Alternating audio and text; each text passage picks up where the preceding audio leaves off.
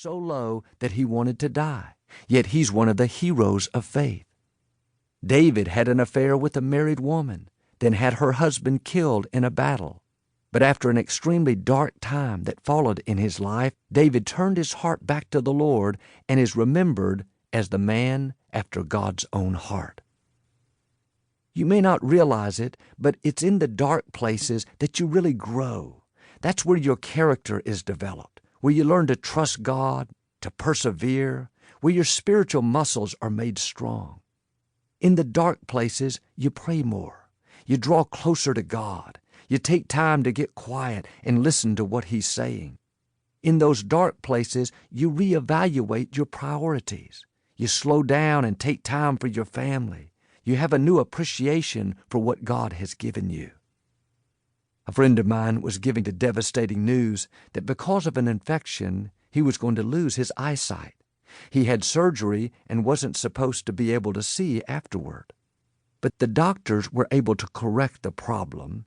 Amazingly, he came out of the surgery with his vision perfectly fine.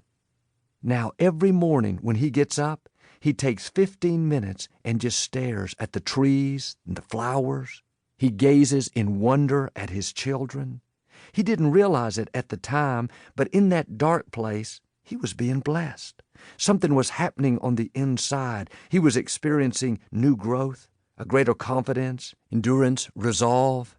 When you go through enough dark places, you don't complain about little inconveniences. You don't get upset because you didn't get a parking spot.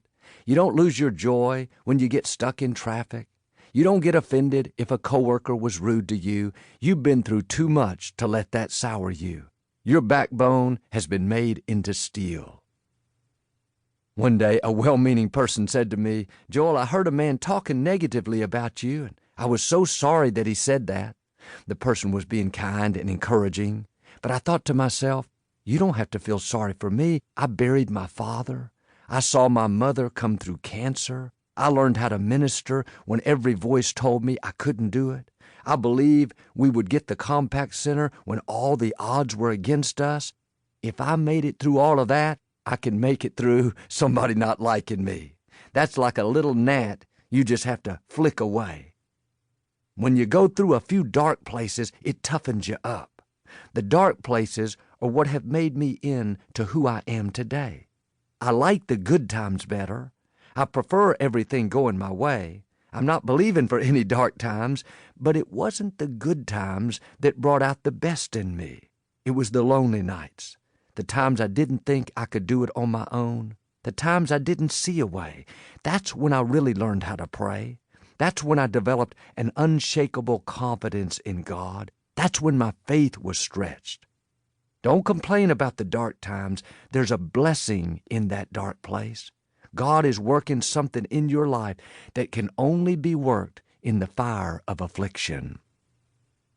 When my father died and I was first trying to learn how to minister, I was so afraid to get up in front of people.